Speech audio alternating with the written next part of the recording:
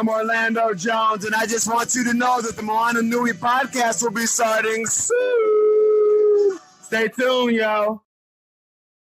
I'm Veronica Taylor, and from myself and Ash Ketchum, I just want to say, Moana Nui, I choose you!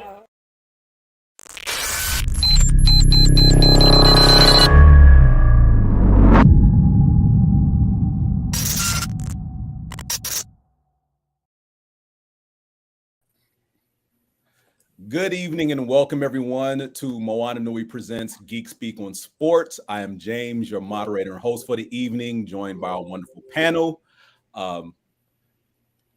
Introduce yourselves. We'll start with Joy.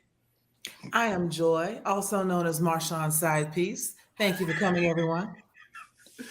Qiana, how are you doing? Oh my God. I'm Qiana. I'm here. That's it. And Furious. I'm furious, and as the name suggests, I'm prone to be angry about stuff. Oh gosh, I feel like we need to get your anger out the way early. Yeah. Goodness gracious, just. But James, when am I ever not angry? When you're eating. Oh my. That part, yes. When you're eating, probably when you're rubbing on some booty. Yeah. Right. Because I'm about to say you only have 3 F's, and there's food, fighting, and something else. Right. So yeah. So yeah, but since you are in a mood, I was going to start with Joy this evening because hers was a happy-go-lucky story. But we're gonna get you out the way first, sir. Especially since we may be expecting one more member this evening. But we're just gonna go ahead.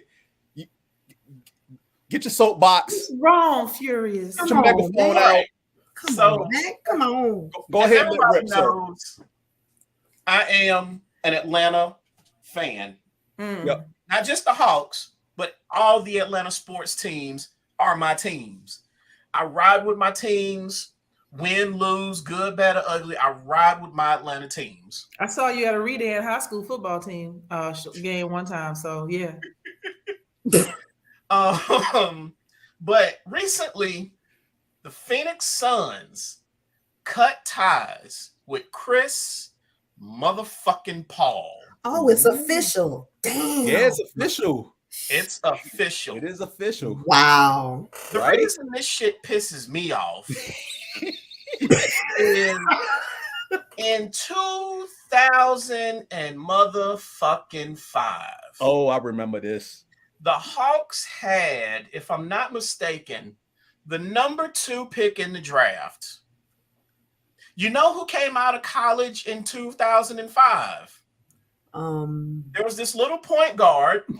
The name is right here. From Wake Forest. His name was Chris Your Paul. initial CP. Yeah. You sure it wasn't Tim Duncan? He went to Wake Forest. Then there was this other idiot named not Chris Paul who came out of the University of North Carolina at Chapel Hill. Oh my. You mean That's Paul Millsap? Huh? You mean Paul Millsap? No, I don't. Everyone else knows him as Marvin Williams. Oh, that dude. To me, he's not Chris Paul. He's also a waste of an NBA contract. This More than Ben motherfucker Simmons? didn't do shit for my team. I'm just like, Chris Paul, Marvin Williams. Y'all motherfuckers want to draft Marvin Williams. Why? Who was the point guard at the time when y'all drafted Chris Paul? When y'all didn't draft Chris Paul? It was Excuse me. Tyronn motherfucking Luke. Okay. You mean Allen Iverson stepped over Tyronn? Yes, and Luke? that motherfucker. The other thing is the other person we drafted that draft to who became another one of our guards was Salim Stoudemire. Any relation to Damon Stoudemire? Yeah. Yep. Oh, okay. No, Salim Stoudemire was good. I got no beef with him. He was good. Okay. But he was no Chris Paul. Now, you can make the argument throughout the course of the NBA as to whether or not Chris Paul has always remained a top NBA point guard or not. Depending on what year, depending on injuries and whatnot, I'll easily concede he hasn't always been the best. Mm-hmm. But the other players who were on our roster that year were such wonderful, wonderful fucking people as Josh Childress. Oh God. Josh. For the record, that is the 11th F-bomb. You keep it track. Al motherfucking Harrington. Oh wow, Al Harrington. I forgot about that dude. Yes, James, Al Harrington. We'd already had Joe Johnson. We had Dante Smith. Who else? Those are the only names that really stick out. Okay, so those are the best players. To this pitiful roster, not Chris Paul. Question. Yeah. If you had Chris Paul, could he have carried that pitiful roster? He would have done a hell of a lot more for the team than Marvin Williams did. Now, Marvin Williams was Marvin Williams a power forward? Don't nobody know. Swing forward. He was a forward. He was a forward. Okay. There are very few forwards throughout the history of the NBA that are the leaders of your team. I mean, he wasn't no Dominique Wilkins. Marvin Williams is not one of those motherfuckers. Well. So, yes, I think Chris Paul, again, he was the number. He got drafted, but he got drafted 4th because, like I said, the Hawks had the number 2 pick. He would have been enough of a difference maker that the team would have been better. Would the team have been instant NBA Finals ready? No, of course not. Mm-mm. However, with the rest of the pieces, we would have been a much better playoff team. Okay. Again, not finals. But somebody to contend with and potentially mess up other people's playoff opportunities. Exactly. So I have a question. Uh-huh. What was the bullshit narrative that was put out there as to why that they did not go after CP? Because at the time, the leadership felt like he was the best player available. Who? Marvin? They felt like Marvin Williams was the best player available. Yeah, Marvin? exactly. Those faces that y'all are making? Exactly. Marvin? Yeah. Yes. All of those. Drake? Like what? Why? The only thing Marvin Williams has done that I call amazing is who that man married. I was about to say, who did he get pregnant? James, who is Marvin Williams' wife? I don't know. Candace Parker. What? I don't know if they're still married now. Actually, hold on, let me see. Wait. Blown. WNBA megastar Candace Parker. Candace. You know what this is? You know what this is? This is real life love and basketball. Candace Parker, who lit shit up at University of Tennessee. I'm sorry. She was married to Sheldon Williams, who was another bum that played for the Hawks. Nah, you messed up your whole story, man. Yeah, I'm sorry. No. I'm gonna give him a pass on this because both Williams were such bums that he confused who was married to Candace Parker. Which multiverse is this? Yeah, so I'm sorry. I messed that up. She got Sheldon Williams. Man, I'm like, really? Sheldon Williams is okay. Whatever. However, the NBA again, the Phoenix Suns cut ties with Chris Paul, and I'm just like, I'm not saying he was gonna turn the Hawks franchise into some superstar dynasty or legacy, but it was a much better fucking option than Marvin Williams. But why are you mad at Phoenix though? Oh, I'm not mad at Phoenix. No. I brought that up because Chris Paul got let. I'm just it's one of those things. It's kind of like I was always against the trade that brought Michael Vick to Atlanta. So every time I hear something about Drew Brees and LaDainian Tomlinson, because those were the picks we gave up to get Michael Vick, it pisses me off. Shit. Then I think about still losing. I mean, y'all be making bad decisions. I see why you made. God damn. And then there was one quarterback that we had that he turns out to be a shitty individual, but he was an amazing quarterback. We drafted Brett Favre. Welfare king. We drafted Brett Favre.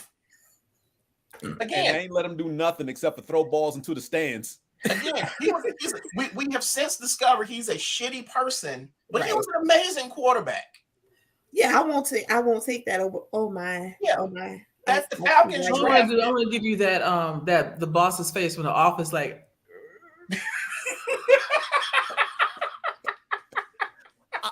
So my anger isn't at all towards Phoenix. My anger is just, oh god damn it! All these players that leave Atlanta teams and go somewhere else and become amazing in their field. I mean, that's not exclusive to Atlanta though. Like every team has let go of somebody that went somewhere else and got great. Some people just have more of a pattern of behavior than others. Right. That's the problem. That's the Atlanta sports problem, Qiana. That happens more so with Atlanta teams not named the Braves than in most other squads. Other squads, that happens every once in a generation or something like that, or doing particular errors. Like you let go of this dude and look what he did. But Atlanta teams, it happens at least every 2 to 3 years. It's a pattern with Atlanta squads. Yeah. I mean, it happens. It happens so much that there's the people believe that Atlanta sports teams are cursed. I mean, there was that period I remember in like, what was it, the mid 90s, where like you have visiting players come here to play the Falcons and say, yeah, my contract up. I ain't never coming to this city. Yeah. I mean, think about it. The Falcons never had back-to-back winning seasons until we drafted Matt Ryan. Really? I did not realize that. Yeah, they never not even under Michael Vick did they have back-to-back winning seasons. They did accomplish not having alternating winning losing seasons under Michael Vick, because I think they had one winning season and then a 500 season back-to-back. Yep. But never back-to-back winning seasons. Yeah. So Joy, my anger isn't at all towards Phoenix. I get why Phoenix has done it, because Chris Paul is just at that point where he may not be the man anymore. No, like any athlete, as you get older, you lose a step. These younger guys are bigger, faster, stronger. So he just may not be the man anymore. But it's just when I saw that headline, it brought up the anger of, we could have drafted you, but we drafted motherfucking Marvin Williams. I mean, you know what? In some universe, y'all did draft Chris Paul. And your alternate version is sitting there right now talking about Phoenix let go of Marvin motherfucking Williams. We could have had Marvin Williams on the next episode of What If. Right. I love y'all. Well, Ferris, I'll say two things about that. One, Chris Paul hasn't been the man the last 4 or 5 years of his NBA career, right? Fair. But if the city is cursed, y'all would have ruined him if he came here, and Marvin Williams would be great. Well, I don't know if they would have cursed him. Chris Paul was one of those generational point guard talents to where he was actually he wasn't here. That'd have been all fucked up once he stepped foot on the Jordan big line. He walked out to save everybody and broke an ankle. He still developed into arguably one of the best point guards of all time, to where he got the nickname the Point God. Yeah, not guard, the Point God. That's his nickname, right? Who did that for him? Phoenix? No, not Phoenix. Surprisingly, no, it wasn't Phoenix. It was the New Orleans Hornets at the time who drafted him. It was the not Atlanta, right? and he basically went from the Hornets to the Clippers, then to the Rockets, and now the Suns. I forgot he played with the Rockets. Yeah, I did it too. He played when he was with the Rockets. James Harden. Sound familiar? The commissioner stopped a trade that would have sent him. Wait, it wasn't Houston. That was a trade that sent him to the Clippers from the Hornets. Okay. Yeah, because the Hornets didn't have ownership at the time. Gotcha. Okay. Yeah. But yeah, so why do you have all this just random information at the ready? Are you Googling this right now? Or you just no, because the Chris Paul trade that sent him to the Clippers was a big deal, and it was like very noteworthy. And Mark Cuban, the owner of the Dallas Mavericks, came out because the original trade was going to send Chris Paul to the Lakers when Kobe was still there playing. My point is, I don't remember the name of the CEO of the company I used to work for. And you sitting out here spitting out names of owners from 10 years ago. Don't hate on that man because of knowledge. So, Joy, this is a sports podcast. One thing I will always give James. I should get on this podcast. No. One thing, Joy, I'll always give James credit for, and I've talked to other friends of ours about James because of this. When it comes to sports trivia, if James says it, there's a 9 out of 10 chance he's right. When it comes to sports trivia, he's rarely wrong. I won't take that away from him. And James knows I don't give him credit for a whole lot of stuff, but I will not take that away from him.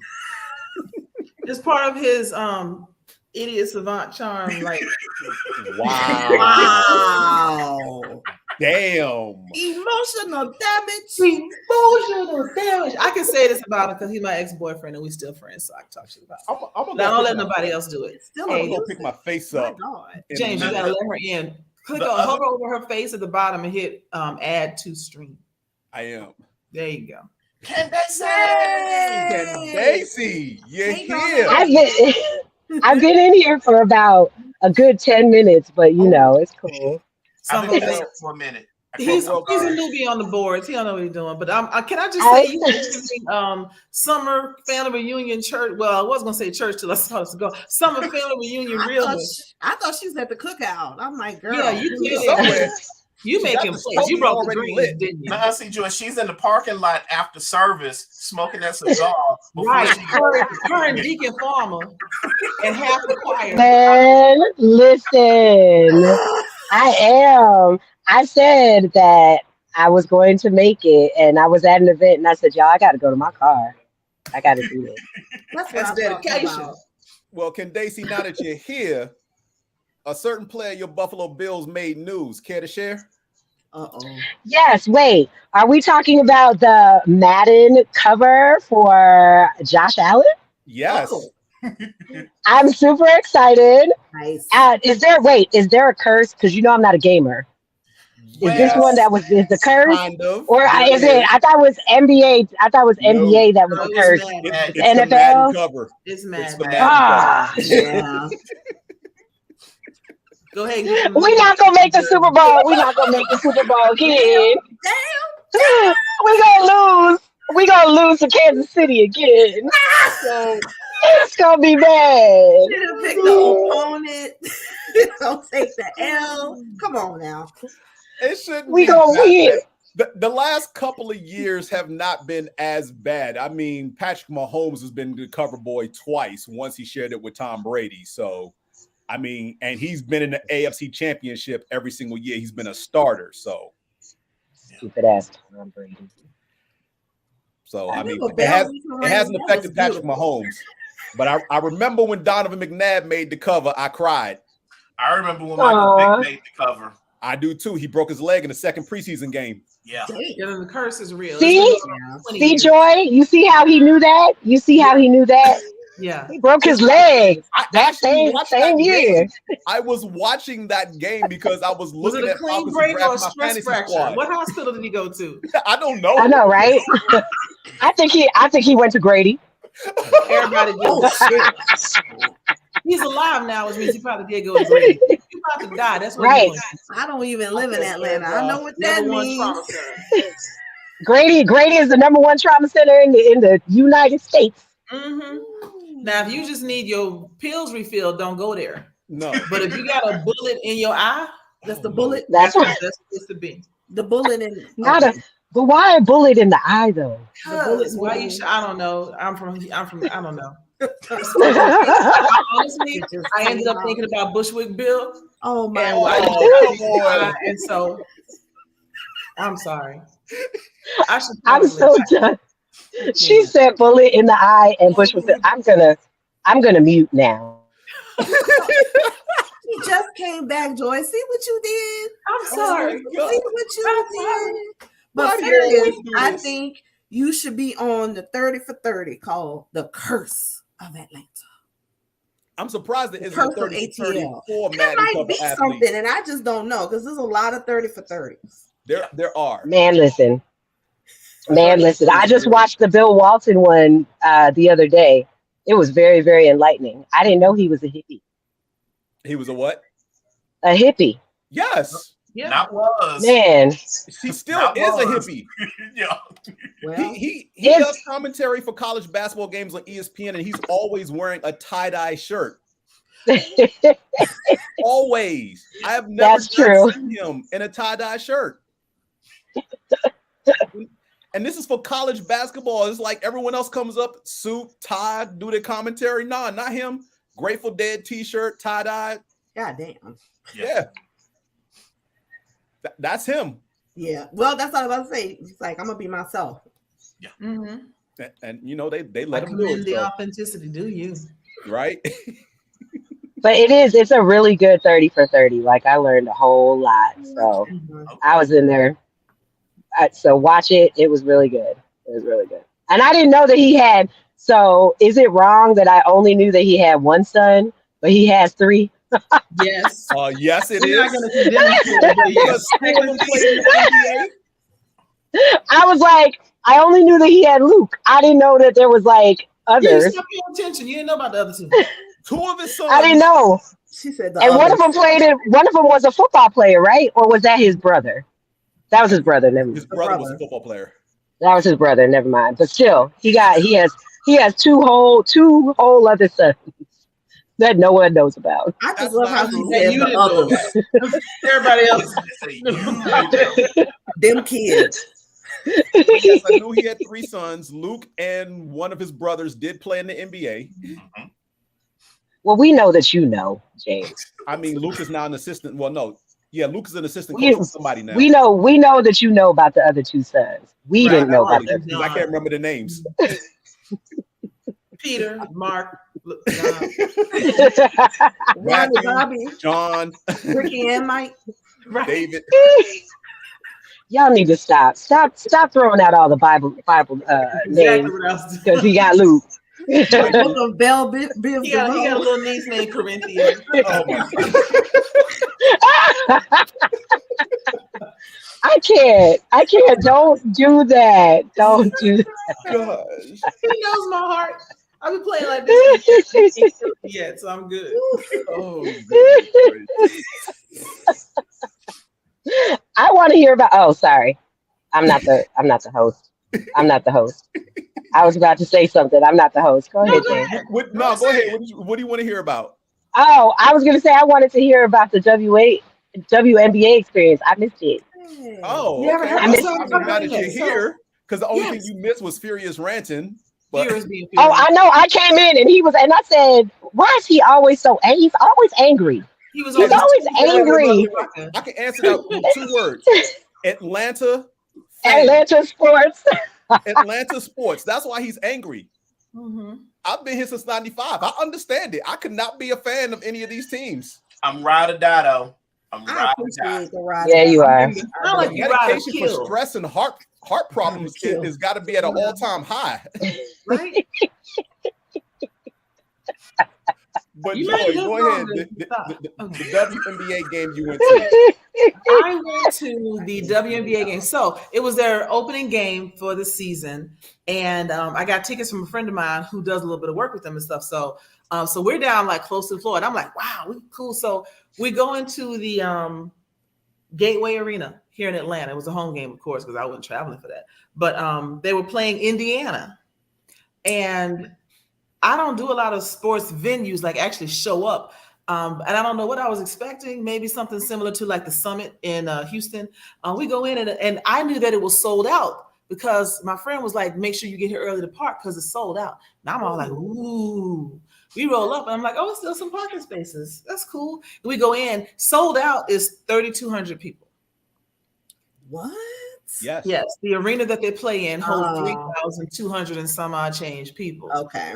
And so it's a very small arena. Like I felt like I was at a high school game, you know, which for me, I'm analyzing piece by piece. So for me, the fact that it was sold out and that the arena was small, I understand you want to make the stands look full if you're going to televise the game. But at the same time, how much revenue did you lose or clip off from yourself because you shrunk the arena that they're playing in, or you capped it at a certain size? Could they have sold 4,000 tickets? Could they have sold 6,000 tickets if they weren't sold out? You know, and now when we talk about revenue of a WNBA players versus NBA players, you cutting off their revenue because you're not selling out a larger venue. Like, put them in a bigger place and let them fill it. Mm-hmm. So I was a little miffed with all of that. Like, it's a self-fulfilling prophecy. They're not as profitable because they don't bring in the numbers, and they don't bring in the numbers because you don't put them in the right venue. You don't put them in the right venue because they're not as profitable. All of that says discrimination to me. Mm-hmm. Yeah.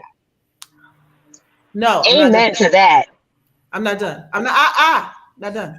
So we get in there. The game was probably the most interesting, intense basketball game I had seen in a minute. It was you're not just watching people fill up their highlight reel with breakaways and, three-pointers from half court and dunks and all that kind of stuff. These women are playing a strategy, technical game.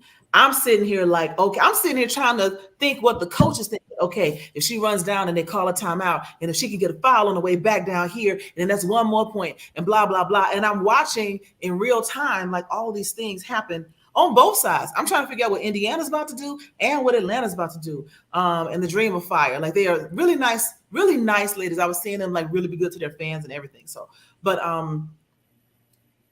it came down to the last minute. And I don't think I've watched, which is why I say I need to get off the show. I don't think I have watched a sports team finish a game in the 2000s.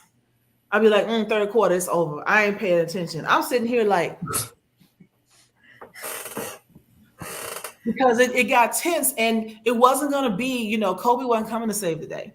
They wasn't going to just throw it to LeBron. Everybody on this team, at least 5 people were pushing double figures. There's a lot of, it was even. Everybody was a star, and the whole starting lineup was doing their part. It wasn't nobody dragging, and it was on both teams. They both neck and neck. It came down to a missed free throw and a 3-pointer that airballed. Those two things happened differently, and Atlanta would have won that game. It was that close, and it was a little heartbreaking because it's an Atlanta team. But at the same time, it was interesting to watch, and I really wish more people would pay attention to the actual, like, full-on sportsmanship of the WNBA. Mm-hmm. Okay, now I'm done. So, to your first point about the venue, when the WNBA first started 25-ish years ago, the teams did play in the stadiums of their male counterparts. So Atlanta wasn't one of the original, 8 teams that started the league, but Houston, Phoenix, I think LA, all of them, they played where the Rockets, Suns, Lakers played, right?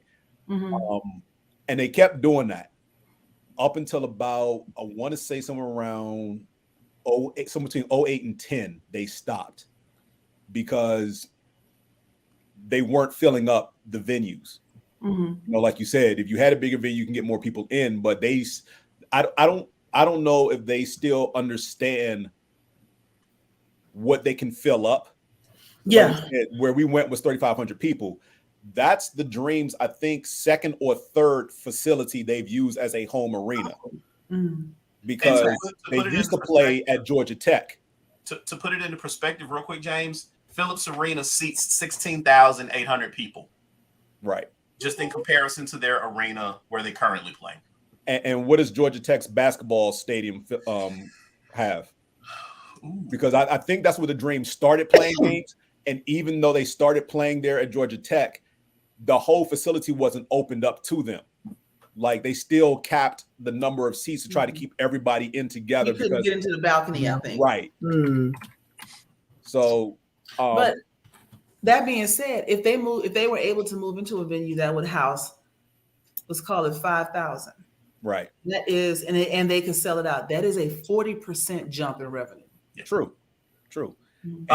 Georgia Tech's is 8,600. And that's a part that confused me, because I don't remember when they moved up there to where we went to for the Dream game, but I felt like Georgia Tech was perfect because there's no reason to put them in the Hawks Stadium. They're not going to fill up Hawks Arena, right? It just wasn't going to happen. Parking might have been an issue. Yeah, but I felt like Georgia Tech was perfect because on a regular basis, I will say sellout for what they allowed ticket-wise was probably about 75% capacity of where Georgia Tech plays. Mm-hmm. You know, and that was consistent for the Dream. Even when they won their championship that they played, I think they were still playing at Georgia Tech's campus when they won their title. Mm-hmm. And they basically like were at capacity for whatever they were allowed to seat there. Because I know they weren't given full run of the facility as far as like to have all the seats available. You know, I'm gonna say something real ugly. Hang on, Furious, because it's coming at you. So the Dream have a championship. The Braves have a championship. The United have a championship. No, not the United. Don't do it. United. Don't do it. Don't do it, Joy. Don't do it. So the curse really affects who? Uh-oh. Pew, pew, pew. I said don't do it, Joy. I said it. I said it. She didn't do it, but she did it. I'm choosing violence. Don't do I'm not it. drinking no shit from somebody who ain't finished the game in 20 years. Well, I know. I'm over here talking cash money. I got no ground to stand on. I can't even tell you who plays for the Houston Texans. I don't even know who owns them, and I'm from Houston. The last time I watched a whole football game, I think Troy Aikman was throwing. So I cannot. When we were in Costa Rica, I'm like, Joy, the Astros are in the World Series. And I was like, girl, oh, what? They playing games? I said, girl, they own the TV in the Costa Rica's. I'm in the pool. Drunk as hell. Oh my God. You heard nothing. I can't with this woman. I lived in downtown Houston. The last time, the next to last time in 2016, 15, somewhere in there, when the Astros won. It was 2018, I think. Mm-hmm. Yeah. I was in downtown Houston, looking around like, what is with this traffic? I'm paying attention to shit. Like it's the Armageddon. So I'm Game of Thrones you. You know I'm doing Game of Thrones right now. I'm like, shame! Ding, ding, ding, ding, ding. Shame! See, where's my bell? Shame! That's a shame.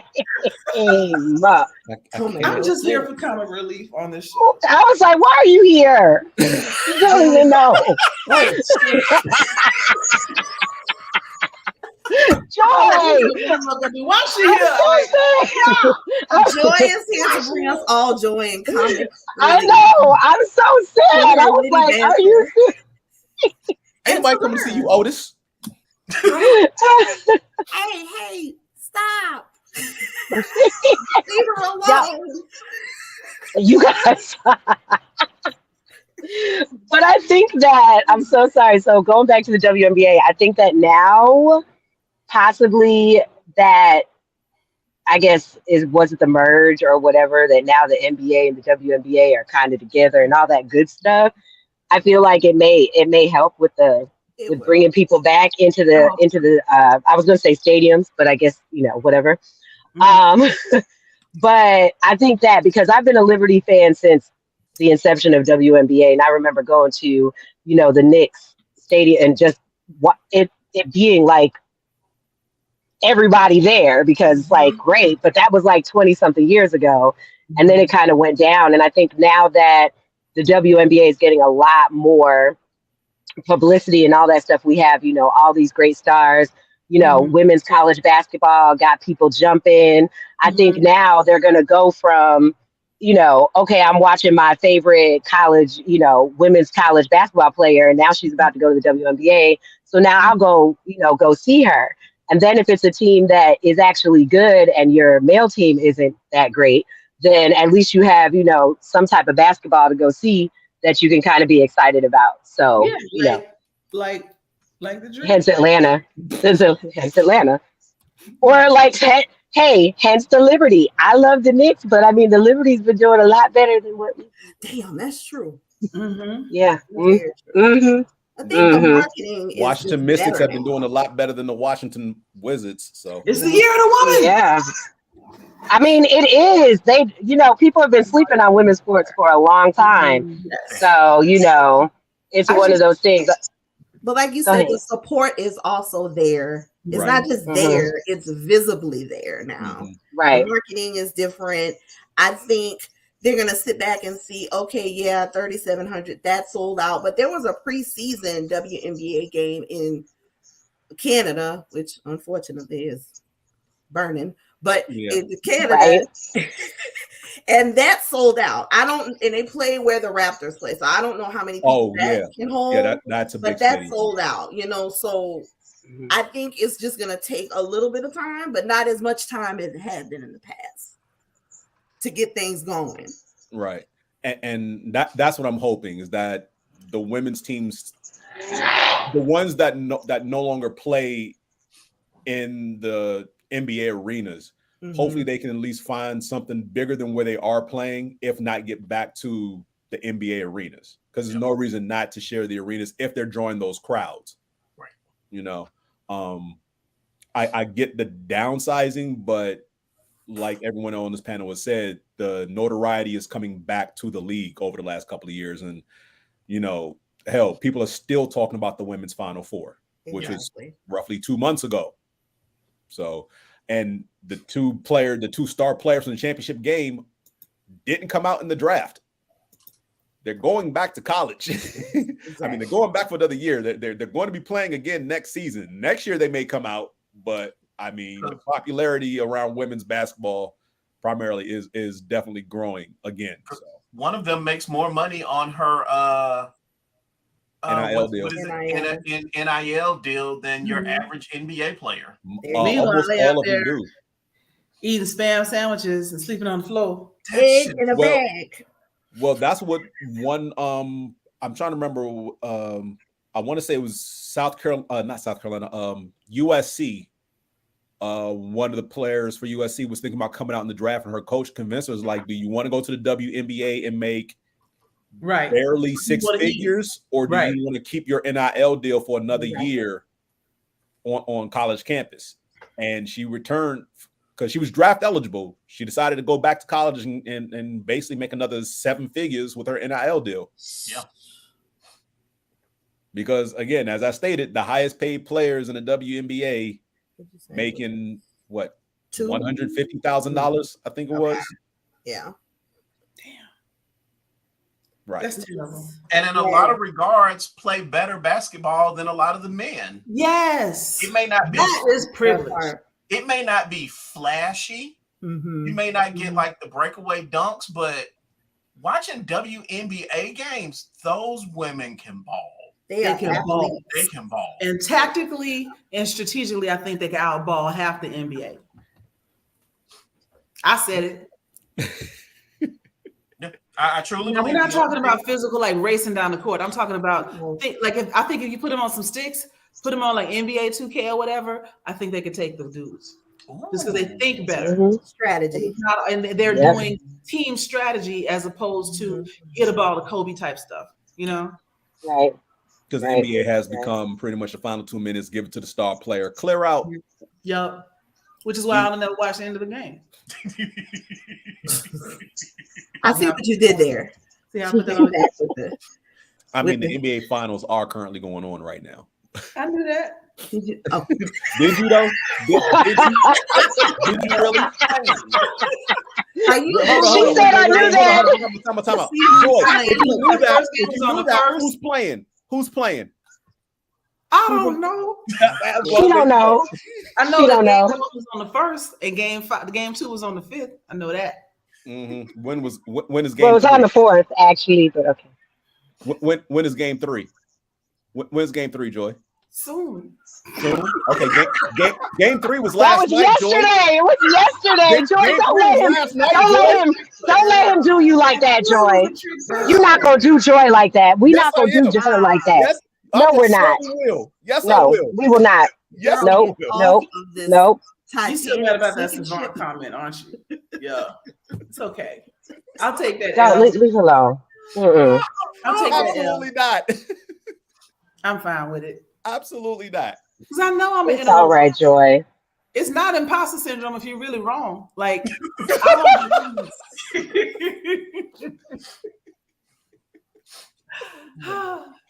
what do you have for us this week, Qiana? Wait a minute, girl. Now, come on, Ariel. I'm just saying, I am not a part of this world. So, fun fact, watching the show, when we were trying to figure out who was going to be which thing, I was like, I'll do it. And I didn't realize that I didn't click the Marvel DC. I had clicked sports. And then I was too proud to be like, I don't know nothing about sports. So I'm like, yeah, sure. I'll be there all the time. And here I am. Now, I'm also now on the Marvel DC discussion panel where I'm doing a whole lot more. But I do have enough. And I'm talking like a 71 score, just almost an F. I do have just barely enough to stay here and contribute. Aside from want you to stay. My WNBA story. I try. I think you have enough, and especially since you Marshawn's side piece. Marshawn got a movie coming out. Marshawn's side piece, though. But wait. If you are Marshawn's wait a second. You know he got a movie coming out, right? Mm-hmm. Okay. I just want to know if you've seen the trailer yet. Wait. Who's side piece? I'm sorry. Marshawn Lynch. Marshawn Lynch. Wait, so my man got a side piece? My man got another side piece? You can have Monday morning. Oh, you got it. What? No black on black crime. I show up on February 15th Man, listen. and January 2nd. Side piece days. Okay. Look, I ain't trying to take I can I have him on the weekend? Like, which one am I? Which one am I? Am I like the song? Do I have Monday, Tuesday, Wednesday? Y'all probably go on dates. Oh, she go to premieres in the morning. Yeah, you'll get on holidays, and then when you go to sleep, you'll call me. Y'all discuss this later. Qiana, you're up. Sir. Yeah. My bad. Sorry. I'm gonna mute again. Sorry. Your turn, Qiana. Your story that you have for this week. Yeah. So I would love to talk about the whole when is enough in regards to paying athletes. So we have seen these really big contracts for Jalen Hurts, Lamar Jackson. I love it. And then this morning, James, are you okay? Why you got to bring my quarterback into this? What he do to you? No. This is not negative at all, but I want everybody's perspective on it. Okay. But I was listening to the story this morning about Lionel Messi. Mm-hmm. Yeah. And there's no information exactly on the whole contract, but just him coming to America, being on a team in Miami, he's going to get revenue from Apple and their MLS soccer pass. He's also going to get money from Adidas. I mean, it's just an amazing thing. But I keep hearing this is just too much. I don't understand. I just want to know how everybody feels about it. I don't see the problem with it. And particularly with this is genius. This is smart. I'm all for it. You could be injured and out the next day. I need to have some coins in my account before you lay me out, according to what kind of injury that you have. I think it's genius. I think it's smart. Also, he probably get his citizenship, keep playing, retire in the U.S., and then he'll go get a team. And the team is co-owned by David Beckham. What the I rock with Beckham. I'm with you. I don't see a problem with it. First of all, if you got to account for cost of living and inflation with these prices. I mean, I'm seeing CEOs who don't do nothing but harass their secretaries, getting multi-billion-dollar bonuses for doing absolutely nothing. And these guys are giving up their whole body for your entertainment so you can escape your sad life on a Tuesday or Monday night. And so they deserve everything they get. And it's not about, they're giving too much. He just had a hell of a negotiator. You should get you one. He's an icon. He's bringing viewership. The United States is going crazy right now about this. We have MLS soccer. I know his name. But not anything like this. Like the account for MLS or whatever on Instagram views, all the users or whatever, they just went up by like, I don't know, triple double. This man is the brand. He should get every damn dime. He's earning all of it.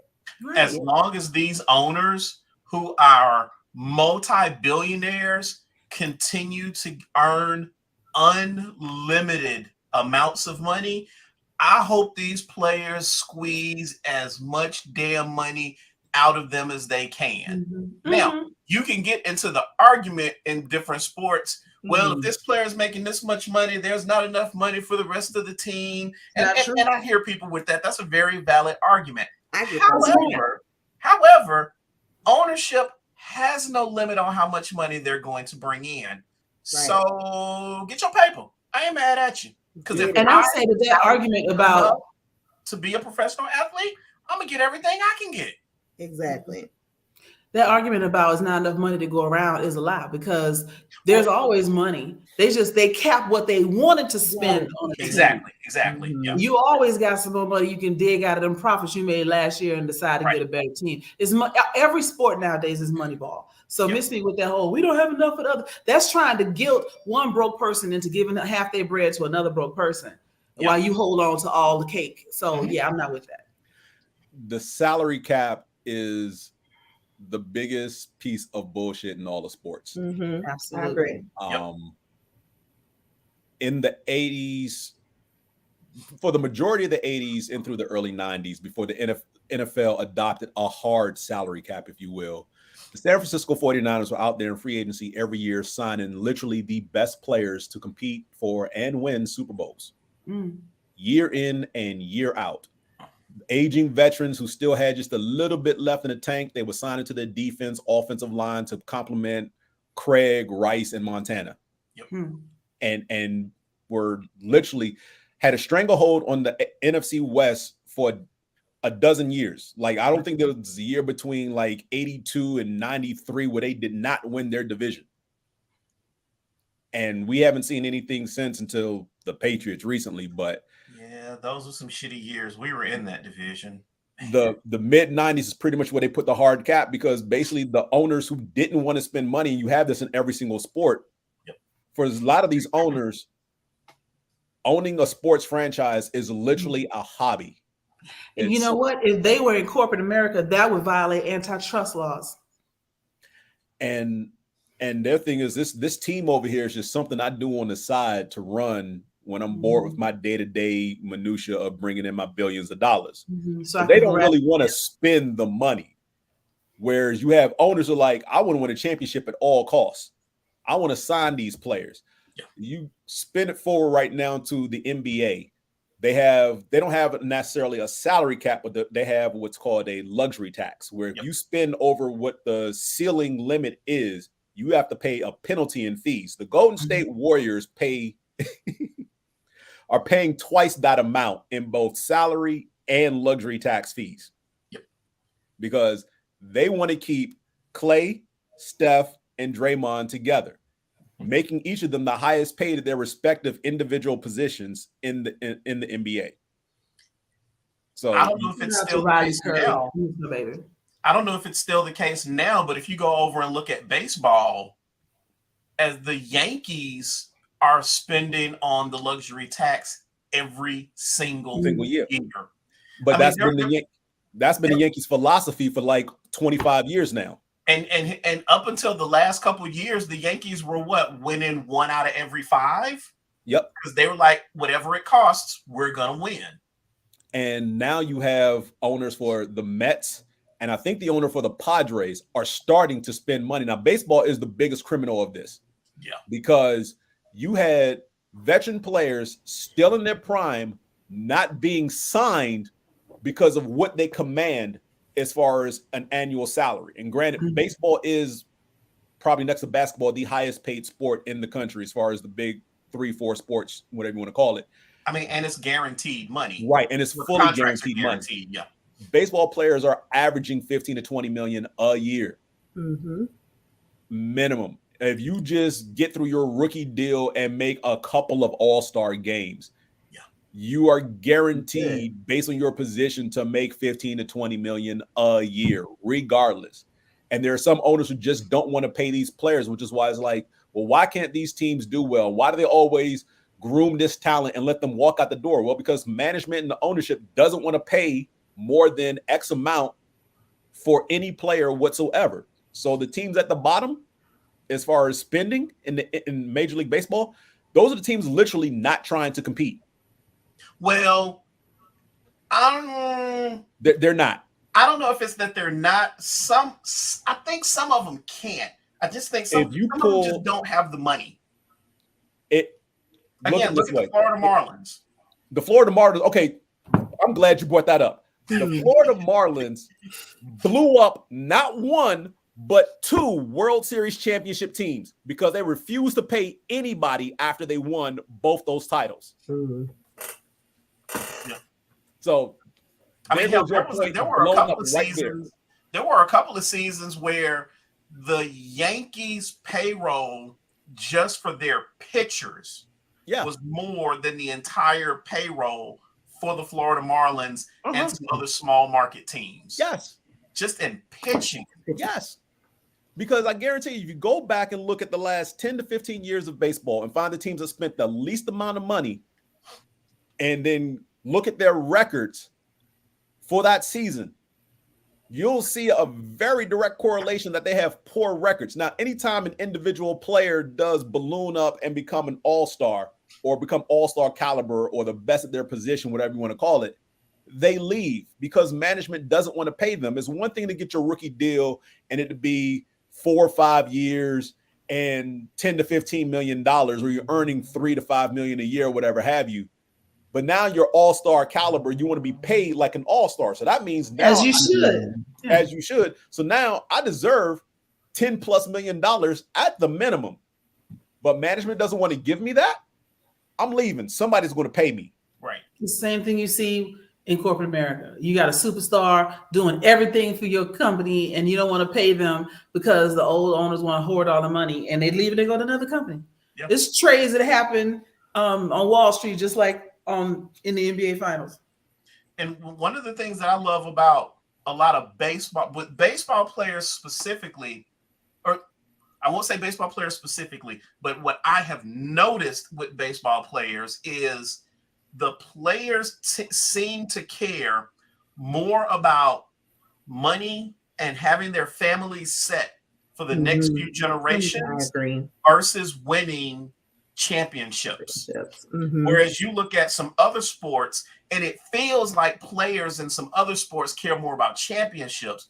Baseball players are like, wait, I can get my entire family out of Cuba and somewhere else. That part's real. That part, because there's a false narrative with that generational wealth, so-called bullshit in the NFL. That's what they're taught to say. But are you really doing it? Right. Do you have the tools that you need to do that? Yep. And then I guess that's one of the other things is when I look at baseball, and I don't know what the numbers are now, but I remember a few years back, me and a friend, we were going to some games. He's a big Mets fan, and we got to talking about it. The number of non-American players that you see playing baseball now versus American players, and how that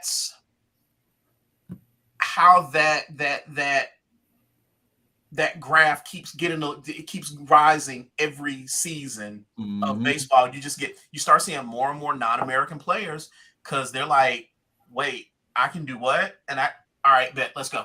I'm out.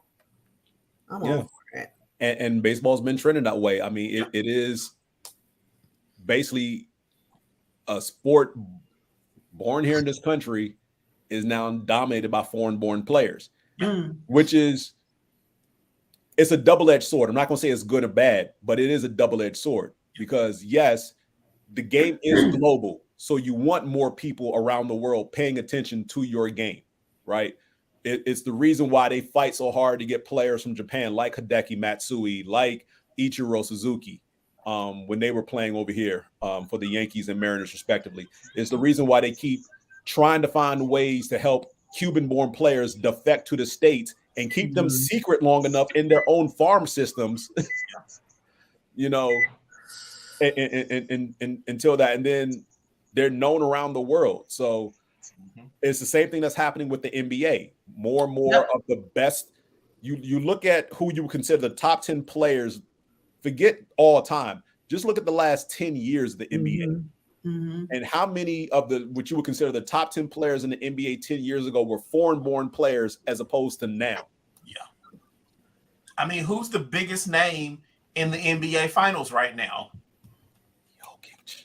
Jokic. And I know he's Eastern European, but I don't know exactly where he's from. Right.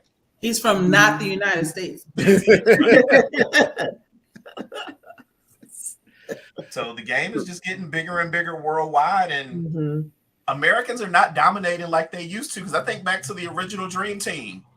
Them dudes were out there jogging and destroying. Oh no, they weren't jogging. They weren't jogging. Them fellas had the serious intent to destroy every international team they came across with zero mercy. Like literally, they believed in the Cobra Kai credo: strike first, strike hard, no mercy. Sweep the legs, finish them. Yes, sweep the leg, finish them, all that. But now I look at a lot of players now who won't. How can I say it? You're starting to see more and more name recognition of non-American players, especially when World Games and the Olympics come up, and you see these teams. You're like, wait a minute, don't he play? And him, because when you look at countries like Spain or Brazil or Venezuela, their entire starting lineups now for their Olympic teams all play in the NBA. Yeah, they may not all be starters, but all five of those dudes who start for those countries play in the NBA. Australia's the same way; they all play in the NBA. You know, Qiana, I will say this though. I feel like where that argument doesn't hold as far as the players who deserve it getting paid is with the NFL.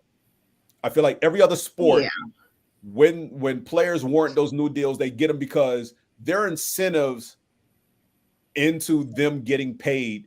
And those are the seasonal awards, whether they make first team or they're MVP or best offensive player, best defensive player. Like those things kick up and warrant them getting those big paydays. And again, I'm always going to be for players getting paid, because when you start looking at labor negotiations across all leagues, and okay, this league may threaten having a lockout because the owners don't want to pay the players, or they want to enforce some new rule that the players don't. I'm always on the side of the players, because the owners have no reason not to pay these players. You're generating all this revenue and money, billions upon billions of dollars, but you're only paying these players millions of dollars. So you're not hurting for money. Where I find that fall short with the NFL is that too many players, especially at quarterback, get paid off hype and miscellaneous stats that don't translate into winning anything. And get paid off the threat of, well, this dude's going to walk and we don't have a plan to replace him. And that seemed more so with quarterbacks. Where a quarterback gets paid.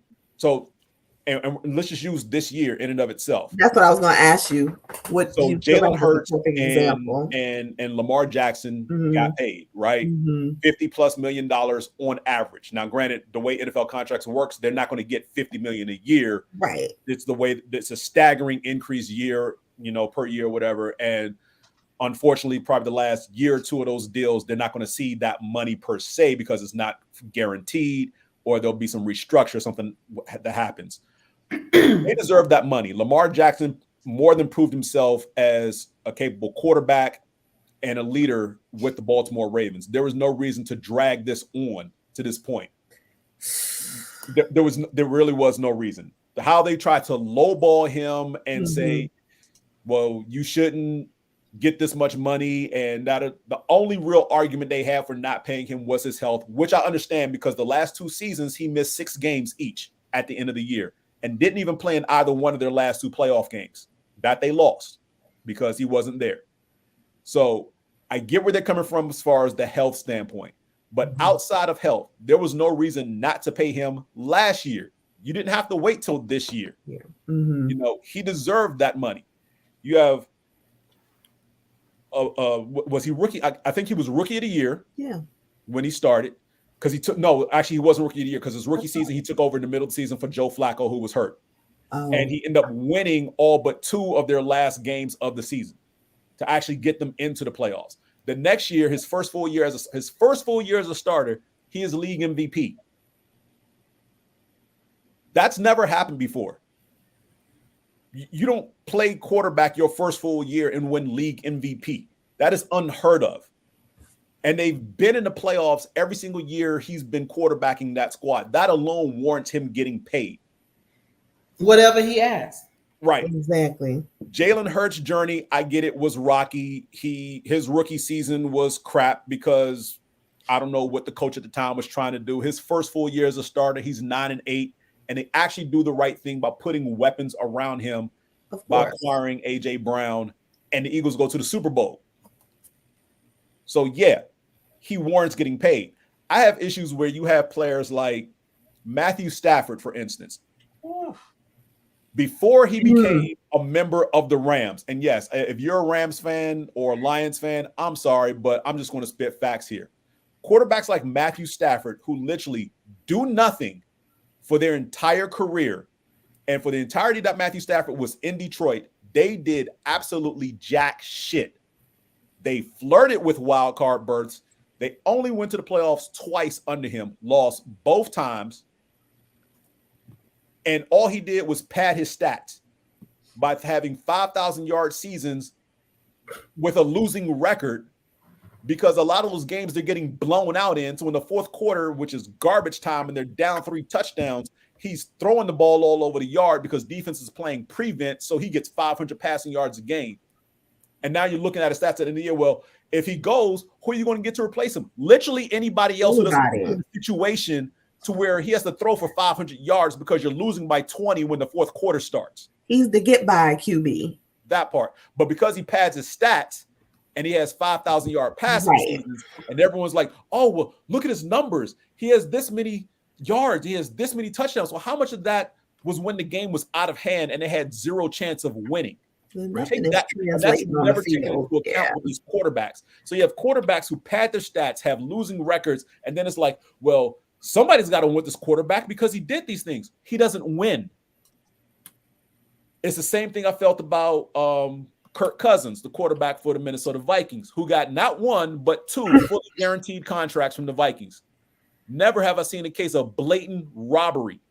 Ain't do nothing with the Minnesota Vikings. What they have? The 3rd best record in the league this year, and got beat by a team that, granted, the New York Giants were scrappy this year, but everyone expected Minnesota to beat them. They won literally all but one of their games by 1 or 2 points. And I get it. Whether you win by 1 or win by 100, it's still winning. Win is a win. A win is a win. But how you win speaks volumes as far as no more so in football than almost any other sport, especially when it comes to the playoffs. Because you can win ugly in the regular season, but you can't win ugly in the playoffs consistently and think that you're going to win a championship. It is not going to happen. They don't care. They get a new stadium. Really? A bird's going to keep flying into this one? I mean, maybe. Because Kirk, and trust me, the old podcast I used to do, I would always rail against Kirk Cousins and his ineptitude.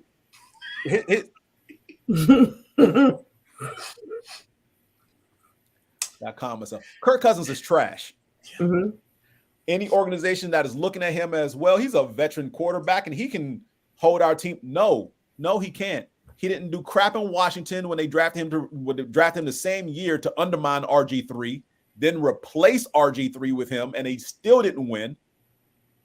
Fluked into the playoffs where he basically pissed the game away. When I say they would have been better off if he had basically taken a snap and thrown it to the ground on every single play than letting him throw the ball in that playoff game that they lost. That's how embarrassingly ugly that was. And yet Minnesota thought that it would be a good idea to give him a fully guaranteed $87 million 3-year contract. They get by. And that's he's getting by all the way on. And he's basically skating by Minnesota right now. And exactly. For any other position in football, there's always some metric to say, yeah, you deserve this, except quarterback. Because with quarterback, all you have to do is pad your stats. It doesn't matter what your record is. You're going to say, well, I deserve to be the highest paid quarterback in the league. And a team will do that for no real reason whatsoever. In every other sport, you get paid for your performance adequately. Hey, James, I gotta give you, I have to give you some pushback because that's fine. Competent, quality quarterbacks in the league are not a dime a dozen. That is true. So in some regard, there is, like, again, I look at the Falcons. That year we signed Matt Ryan to that amazing deal. And again, I was one of the people that I was like, he does not deserve that money. But again, we looked around at the rest of the league and free agency was like, there's nothing there. Nothing to say. Ain't nothing there. Now, in that case, I do understand. If there's literally nothing else there in free agency and you don't want to do a rebuild through the draft, I get that. But there's also something to be said for mediocre quarterback play that does virtually nothing but play at a 500 level when you flirt with the wild card and this guy who basically, if you're ranking the quarterbacks in the NFL, a guy who you basically put at 15 or 16 as far as the best quarterback in the league, but pay-wise, you make him a top 5 paid quarterback because you don't want to risk it. I got to make this racist, right? Go ahead. So historically in the NFL, most of the quarterbacks have been white for up until, we'll call it the last 5-10 years, maybe. Yeah. Yeah, but the system was in place. Pad your stats, doesn't matter what your numbers are. You got the mental prowess to do quarterback. You're so strategic and blah, blah, blah, blah, blah. And put a woman in there because we think strategically. But anyway, I have to wonder if now they don't hate the monster that they made. Because you're going to have to pay them because you always been paying them. But if before, it wasn't quite so bad because you was paying, people that look like you. And now these little uppity Negroes out here demanding money for padding their stats, and you can't be mad because all they're doing is what everybody else. This is the system you created. Right. Like the men who hate the patriarchy.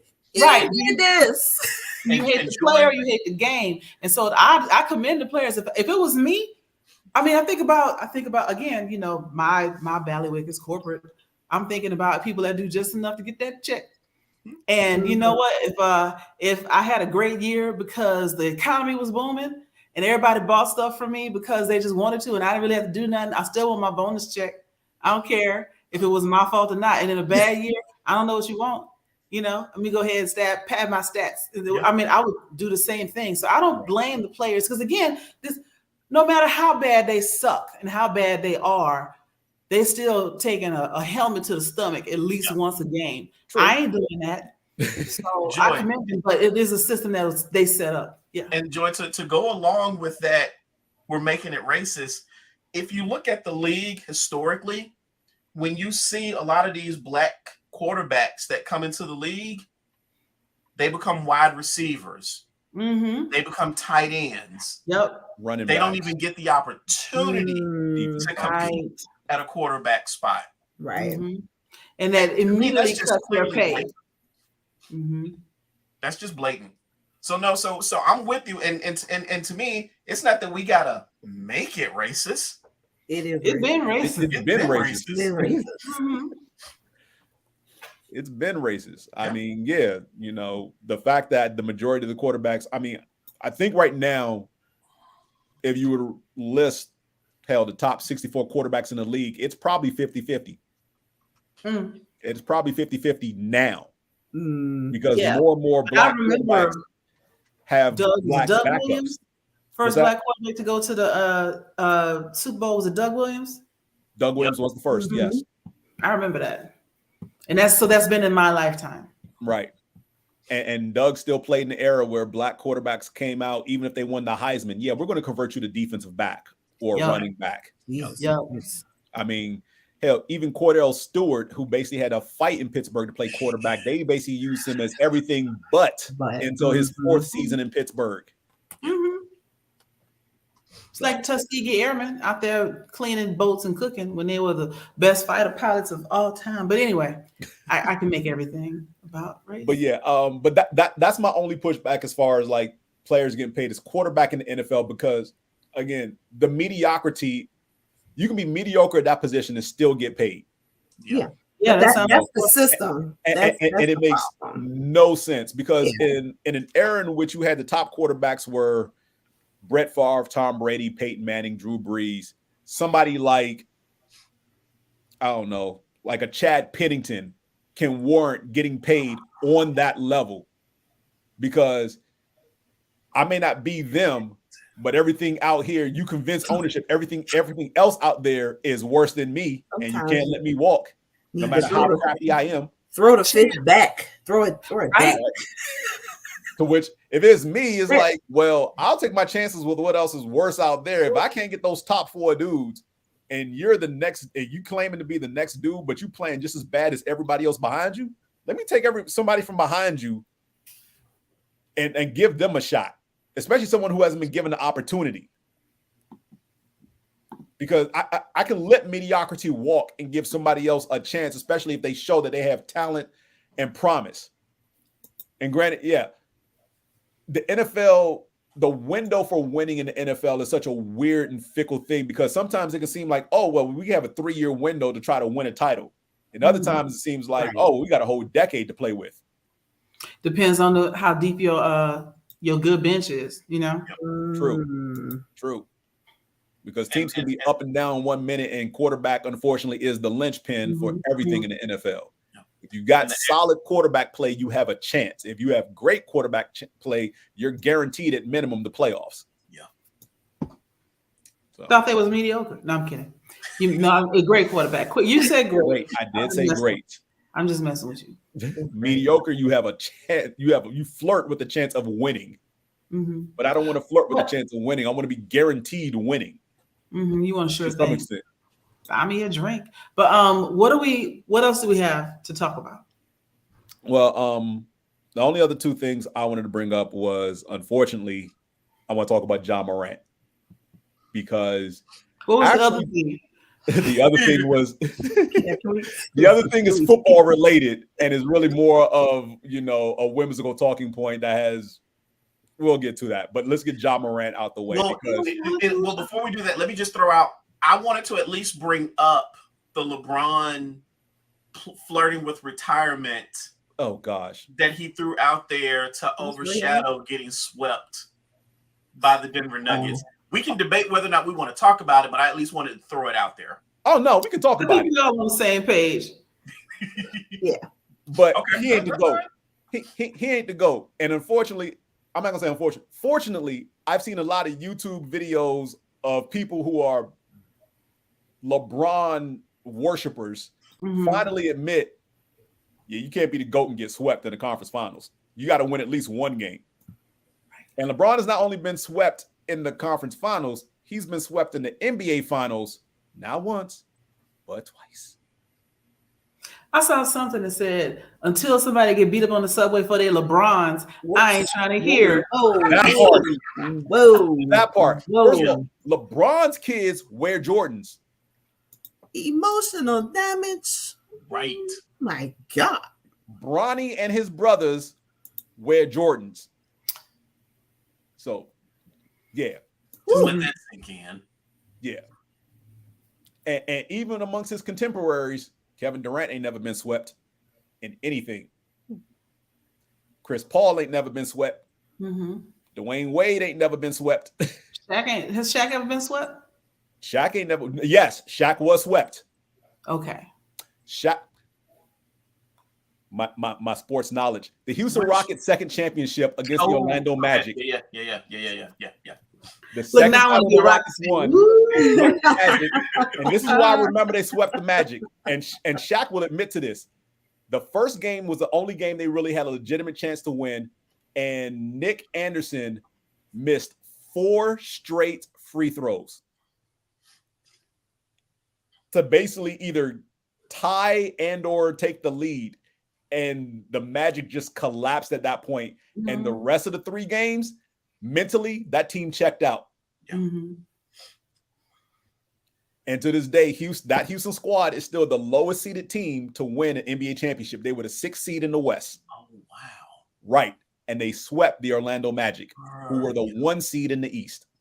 If it's one thing that the Houston Rockets are good for, it is playing to the level of their competition. Because the crazy thing is they'll be like that 6th seed and come back and win the whole NBA finals. And then they'll be 2nd seed and play somebody that just put their team together last week and get whooped because that's their inconsistency that I grew up with. Yeah. See, I do watch sports sometimes. So Ja Morant, after our last show last month, the very next day, video surfaces on IG, Ja Morant holding yet again another gun on Instagram. The commissioner has come out and said that he will be suspended, but they will not make a determination as far as how long he will be suspended until after the NBA finals have concluded, because they didn't want suspension talk to overshadow the 2 teams currently playing. Right. Which, on the one hand, I understand, but on the other hand, everybody's still talking about, so how long do you think you're going to get suspended for? Well, the thing that cracked me up about that video is as soon as Ja's boy saw that he had the gun, he hurried up and put that camera down and was like, nah, dude, we can't. It was like, oh, shit, no. His boy has more sense than he does. Yes. Much. Because his boy is like, you can't be doing this. Mm-hmm. Twice. Yeah. Once in the club and once just out and about. And I don't know where they were out and about at, but and my thing is, it's cool that, you like, I guess, flashing your gun, but don't have video evidence of it out there. It's one thing if it's hearsay and bystanders say they saw whatever, you got to prove that in a court of law. But it's on video. Yeah. Twice. Yeah. Which ain't going nowhere. The internet is forever. Forever, ever. Forever, ever? I don't get it. I don't get the need to impress broke people and jeopardize the money you making behind impressing some dude that you went to middle school with. Impress them with the fact that you're gonna drive past him in a limited edition Lamborghini. Do that and drive on. Don't be at the club. I don't know, and it's not. I don't understand.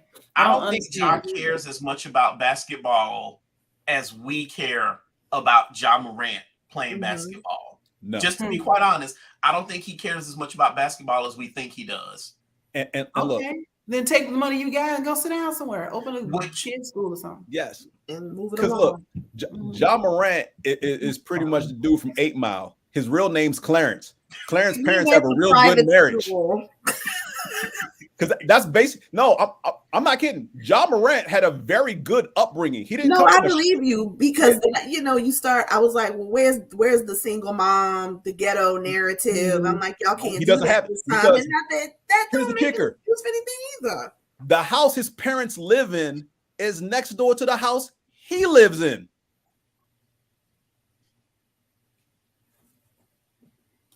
Yes, right. So he's like, Mom and Dad are his neighbors. Mm-hmm. His neighbors. Him and his boys live in a house. Mom and Dad live next door.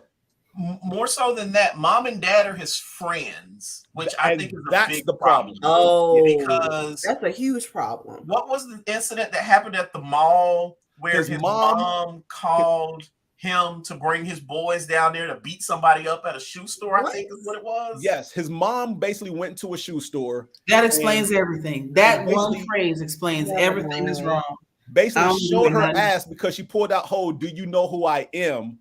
Wanting special privilege and whatnot because she's his mom, and was mouthing off to the staff there. That's why he had a gun in the club. And she didn't like the way the staff was treating her, so she called Ja. So him and his boys come down there and they threatened the worker that she was yelling at with bodily harm. We'll see you when you get off work. That is a crime. I'd have been down at that shoe store and I'd have got my mama and we'd have left and I'd be like, look, you cannot be doing this. You got more sense than mess up my money. which is why there's a clear video of one of LeBron's first seasons in Cleveland telling his mom to shut up and sit down. And you ain't heard nothing or seen his mom since. Sometimes mama don't know best. You're right. Please. I didn't know about that at the mall. That's embarrassing. Yeah, that was last year. And then think about the game when he was trying to fight Shannon Sharp. You know what you're not gonna do? I was just talking about we've been moving furniture. You ain't gonna fight Shannon Sharp. I didn't know the what happened there. I just liked his outfit. I said, "Oh, he's looking sharp." I don't know how much you guys know about Shannon Sharp. I know quite a bit. Shannon Sharp, I know you do. Shannon Sharp is quite proud of his upbringing, and he makes it a point to let you know he didn't have indoor plumbing until he got to college. Wow. That's how poor he grew up back in the 70s and 80s in South Georgia. So if you think he ain't run a chicken's neck or had to wrestle with a dog, please understand, Shannon Sharp is not one with which to be fucked. Bomani Jones, I don't know if you guys know Bomani Jones or not, but he's got a podcast and he's got a show on HBO. And I think it was on the podcast, he made a statement about he's fairly certain that Shannon Sharp grew up as one of those people who sometimes we just got to fight to pass time. That's how you survive. Not because we mad at each other. Yeah. We ain't got nothing else to do. That's like Ice Cube said, slap boxing in the street. Like you ain't got nothing else to do. I'm like, that's not somebody you want to move furniture with. No. Shannon Sharp's pronouns are fuck around and find out. Yes. That part. Yeah. And the fact that the rest of the Memphis Grizzlies at that Lakers game between the former Grizzly Dylan Brooks and Jaren Jackson and all them other knuckleheads decided, sit down, Shannon. You can't. Nah. The whole thing about old man strength. Yeah. Nothing about Shannon screams frail. Like he gives off I will fuck you up vibes. Why would you? I follow Shannon Sharp on Instagram. I've always been a big fan. You seen his workouts? Yes. That's what I've seen some of. Let me just follow him. Some of the workouts. It's always funny because when he posts those workout videos and then you see him kind of in his Club Shay Shay podcast and just when he's talking to people, he seems like he's one of the sweetest, most genuine people. But you see him in them workouts and it's like, no, I ain't fooling with nope. He is, from a body and age standpoint, he is the male Angela Bassett. You know what I'm saying? Yeah. Because like Angela fine as hell to be in her late 50s, early 60s. Yeah. And so is Shannon. Yeah. Shannon keeping it tight. Appreciate you, Shannon. The workouts, I'm like, no, you don't want to move furniture with this dude. No, you need to get out because he's old and he will fight dirty too. He ain't trying to spar with you and do something for show. He coming in low, tap you to the ground, and beat the hell out of you. Well, I think that's one of Gen Z's biggest mistakes is like youth doesn't guarantee you anything. No. You have to count your days, bitch, because your knee give out. That's it. It's like somebody was interviewing Michael Jai White a number of years ago, and they asked him who would win a fight, young Michael Jai White or current Michael Jai White. He said, if it goes the distance, young Michael Jai will win because he's younger and is in much better shape. Current Michael Jai White is smart enough to put him down fast and quick. And that's what I think about Shannon. If you get in a fight with Shannon Sharp, he's going to put you down fast and quick. And you just drag it out. He's not going to posture. The minute he decides he's going to beat you, he's going to beat you up. Yeah. And real G's move in silence. You know what you'll see? One of them like, all right. And boom, he's at you. You didn't even know it was coming. Yeah. Bro. So that's one of the problems is John's parents are his friends. They're not. Yeah. Well, I'm not going to say they're not parents, but everything I see about them to me says they're more his friends than his parents. And that's us. Well, they're enablers. Whatever it is, it ain't good from that incident at the mall. That's just crazy. Let me call my kid. Yeah. I mean, that's why they talk about the crabs in a bucket mentality, everything. It's not about seeing somebody and thinking, I want to ruin them. It's seeing somebody and not recognizing that them trying to carry you with them is pulling them back down. Yeah. That's exactly what has happened here. As he was trying to climb up out, First of all, he didn't have a sense to think about, is this good for my publicity, my career, anything other than my mom said, "Route, oh God, I'm a route," whatever that might have been, and then she didn't have the forethought to think, if I do this, how's this going to affect my son's career? They just was grandstanding. And when you don't have anything, when you don't have anything, your reputation is all you got left, and people will fight to the death over that in certain situations. Yeah. It's unfortunate though that all that happened to continually tar his image, reputation, whatever.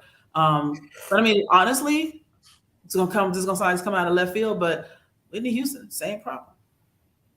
You want to be bigger and better, but your past will not let you. Yeah. And the other thing I'll say about Ja is, like we were talking earlier about all of the European faces in the league. If you look at the top 25 players in the NBA right now, under the age of 25, Ja is one of the few Americans on that list. And not even 25, 10. And one of the rumors has been is that the league is trying to push him as the face of the league because he's young, he's talented, and he's an American, and they don't want to have the face of the, and again, this is just the rumor that's been circulating, and they don't want the face of the NBA to be a non-American. So, and as I'm watching it, I was like, I could kind of see some meetings off the books where some people are having those conversations, but yet Ja just keeps getting in these scenarios where they can't push him as the face of the league. Right. And unfortunately, the idiots out there keep clamoring about, well, it's a Second Amendment right to carry a gun. Oh my God. Okay, yes and no. Guess what? When you sign a contract with a professional team, you have to give up certain things. Exactly. Here's the thing, though, to make that money. You ain't even got to go that deep, because I'm from Texas, so I know gun laws, at least. And believe it or not, Texas does have some relatively reasonable gun. At least they did gun laws. They've changed stuff, but anyway, it is legal. The Second Amendment is not even what most people think it's about, but carrying a firearm is legal. Concealed carry is legal. Open carry is legal. Brandishing is not. The minute you put that gun in your hand, that's illegal. Okay. So you can even do the whole, like Ice Cube and them, open the coat and show it and whatnot. You can have it on your hip. You can do all that. The minute you pick it up and unholster it, that is brandishing a weapon. Yeah. And they will take your weapon from you for that. Mm-hmm. Yeah. So with Ja's, like, the contract situation is every league has language in the contract, conduct detrimental to the league. Yeah. Right. So you could squander endorsement deals, which he's already squandered. You could squander your team deal, which is pretty much he's already squandered because he missed so many games during the regular season. He didn't qualify for any of the 3 All-NBA teams. So there goes bonus money when his next contract comes up. And ultimately you can get suspended. If not, lose your career outright. I don't know if any of you all know Jay Williams, who now works for ESPN. Used to be a point guard at Duke University. Yep. Jay Williams was known at Duke to love to ride motorcycles. When the Chicago Bulls drafted him out of Duke, they knew he loved to ride motorcycles. And they put in his contract, you are not allowed to ride motorcycles during your playing career. When you retire, knock yourself out. But while you were under contract with the Chicago Bulls, you were not allowed to ride a motorcycle. He was then caught on an ESPN reality game show that used to come on way back when. I forgot what the title was called, but basically it was 2 teams of 4, and they had to complete a number of sports-related tasks in a different state. And the first team to complete any 10 of these 25 tasks would win, right? But you had to beg, but you couldn't use any money. You got caught doing what, man? Riding the bike, basically, because one of the contestants knew Jay because they went to Duke together, and they needed a place to stay, and they knew Jay knew some people on campus to help him out. Snitches get snitches. No, they didn't snitch. Jay rolled up to meet the team, the guy on the team he knew, on his motorcycle. And he is on camera saying, and I quote, "Yeah, you like this bike? I know. I'm really not supposed to have it, but what they're going to do is just money." 3 months after that show aired, during the offseason in the NBA, he was in an accident in which he almost lost his leg. I remember that. Yep, I remember so that. He never played in the NBA again, and the Bulls terminated what was left of his rookie contract. Notice I said rookie contract because he never made it out of his rookie deal. Right. It's the same thing in the NFL. There are a number of quarterbacks in the NFL through the years who love to ride motorcycles. Jay Cutler, Jake Plummer. Roethlisberger is the one that pops to mind. Roethlisberger is probably the most recent. I can understand why they have the contract thing against riding motorcycles, because I rode a motorcycle for about 2 years. You will get hurt. Yeah, I got hurt, and I know. So I got hurt. I was doing tricks with I was doing motorcycle tricks with a couple of guys, and so they showed me how to like touch my foot on the ground while I'm still doing like 80 miles an hour. I think I got up to like 109 at one point, somewhere in Tennessee. I'm not gonna tell you where because I don't want to go to jail. But when we're coming home, we are done doing risky things in a protected zone, but some risky things. And I'm doing like 30, maybe 35 miles an hour, and I'm slowing down to turn left onto my street. And my front tire of my motorcycle, because I had a Suzuki Bandit, which is crotch rocket and Kawasaki Ninja type stuff. Hit a patch of oil, and I started to wobble, and I gripped the brakes too hard, and I what they call high-sided. Flew over the top of the motorcycle, right?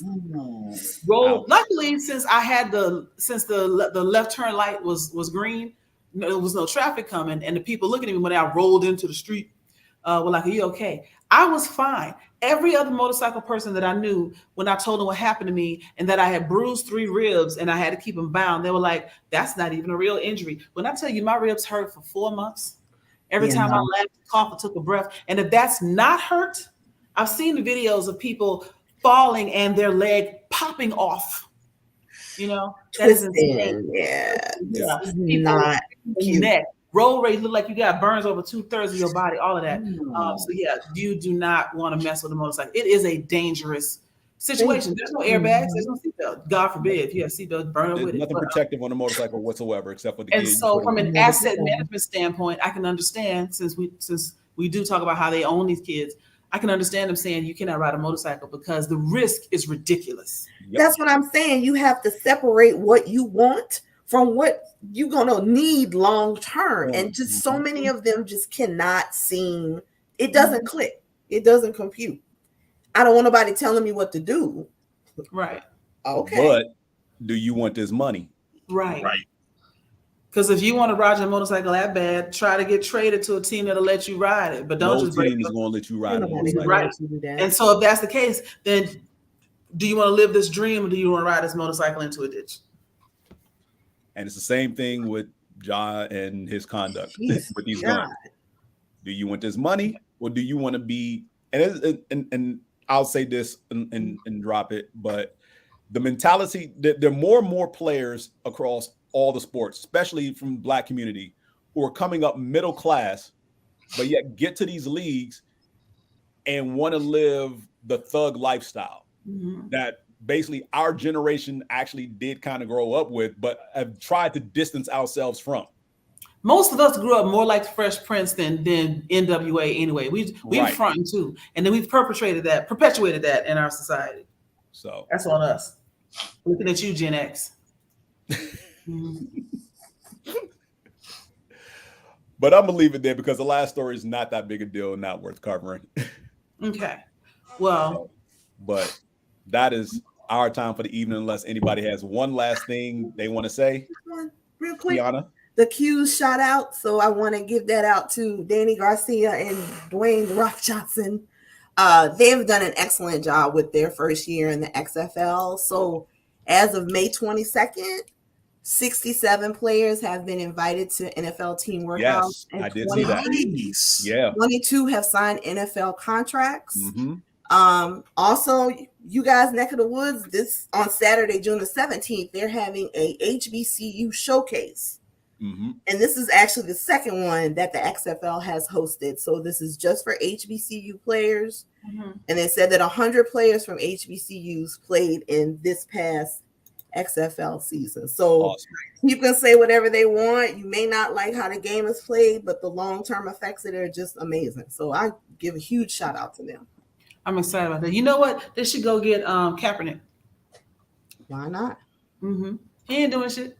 I bet he can still play too. He can. He probably even can if he's not playing at his level best, he still probably could rock with them, just from his experience. I don't think he wants to play at this point anymore. Do something.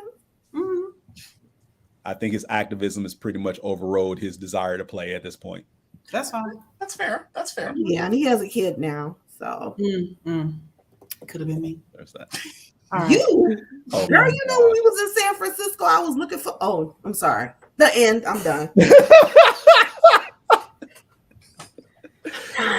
For everybody here, this is going to wrap it up for this evening. We will see you all next month. Good night. All right.